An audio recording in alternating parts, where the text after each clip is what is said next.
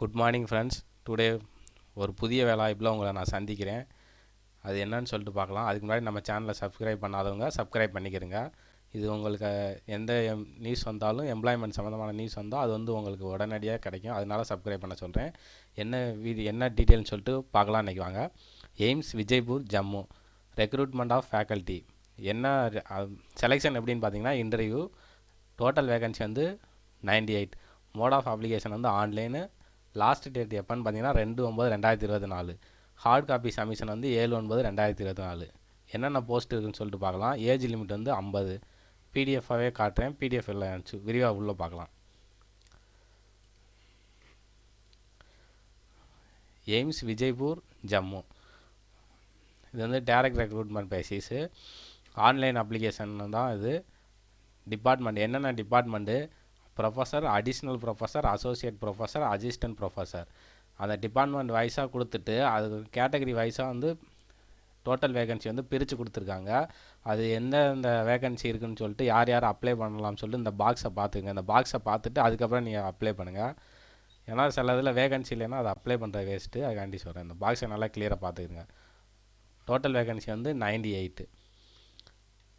Application வந்து எப்போ start ஆச்சுன்னா 12/8/2024. லாஸ்ட் டேட் வந்து 2/9/2024. எலிஜிபிலிட்டி நார்ம்ஸ் வந்து கீழே கொடுத்துருக்காங்க. இந்த இதை பார்த்துக்குங்க. Essential qualification, date of birth, இது சர்டிஃபிகேட்டு, இதெல்லாம் டாக்குமெண்ட், இதெல்லாம் என்ன கேட்குறாங்களோ அதெல்லாம் பிடிஎஃப் ஃபார்மேட்டை இது அப்லோட் பண்ணணும். அவங்க கேட்குற டாக்குமெண்ட்டை. டேட் ஆஃப் பர்த்துக்கு வந்து ப்ரூஃபாக வந்து மெட்ரிகுலேஷன் சர்டிஃபிகேட் வந்து இதாக இது பண்ணிக்கலாம். எஜுகேஷன் குவாலிஃபிகேஷன் சர்டிஃபிகேட் வந்து அப்லோட் பண்ணணும். அது மாதிரி எக்ஸ்பீரியன்ஸ் சர்டிஃபிகேட் வந்து அப்லோட் பண்ணணும்.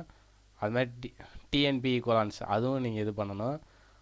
எஸ்சி/எஸ்டி சர்டிஃபிகேட் அதுவும் நீங்கள் அப்லோட் பண்ணணும். SC ST, OBC, person with benchmark disability, economic weaker section, இதெல்லாம் சர்டிஃபிகேட் இது பண்ணிட்டு பிடிஎஃப்ல நீங்கள் அப்லோட் பண்ணுற மாதிரி இருக்கும். ஓபிசி கேண்டிடேட் வந்து அவங்க அந்த சொன்ன கண்டிஷன்லாம் இருக்கணும்.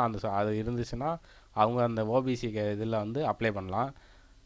அப்புறம் அந்த பெர்சன் வித் பெஞ்ச்மார்க் டிசபிலிட்டி அவங்களும் இந்த அவங்க சொன்ன இது கண்டிஷன் அடிப்படையில் அப்ளை பண்ணலாம். எக்கனாமிக்கல் வீக்கர் செக்ஷன் கேண்டிடேட் அவங்களும் அந்த இதுதான் சர்டிஃபிகேட் வச்சு அப்லோட் பண்ணணும்.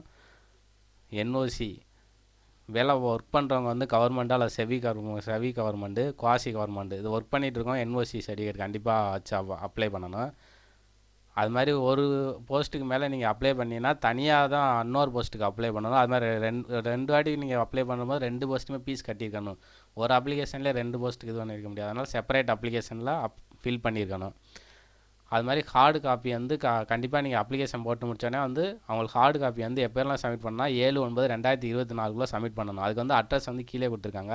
Register academic block 6th floor all India institute of medical science Vijaypur Jammu 184120. இது வந்து பின் நம்பரு. இந்த இதுக்கு நீங்கள் வந்து அனுப்பிச்சி விட்றணும். டாக்குமெண்ட் வெரிஃபிகேஷன் அப்போ நீங்கள் எல்லாம் ஒரிஜினல் தான் கொண்டு போயிருக்கணும். அந்த ஒரிஜினல் என்க்ளோஸை வந்து கொடுத்துருக்காங்க. அந்த என்க்ளோஸில் வந்து பேக் சைடு இருக்குது என்னென்ன இருக்குன்னு சொல்லிட்டு அதே வந்து இங்கே கொடுத்துருக்காங்க. 10th mark sheet, degree certificate, இந்த டிஎன்பி இந்த இது, அப்புறம் certificate registration with medical council of India, அது certificate belongs to SC, ST, OBC, economic weaker section, bench mark with person with benchmark disability, இந்த சர்டிஃபிகேட்டு இதெல்லாம் வச்சு இந்த தேதிக்குள்ளே நீங்கள் ஆன்லைன் அப்ளிகேஷன் பண்ணியிருக்கணும். அந்த ஆன்லைன் அப்ளிகேஷன் பண்ண ஹார்டு காப்பி அதை ஒன்று எடுத்து இந்த சர்டிஃபிகேட்லாம் கொண்டுட்டு போயிருக்கணும் அங்கேயே.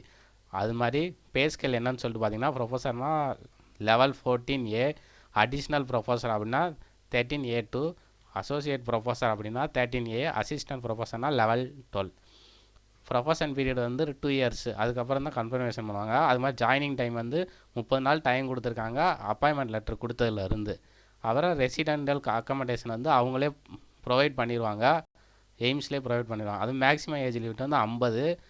அது மாதிரி ரிலாக்ஸேஷன் கொடுத்துருக்காங்க. SC, ST, OBC, PWBD, government servant இவங்களுக்குலாம் இந்த ரிலாக்ஸேஷன் கொடுத்துருக்காங்க.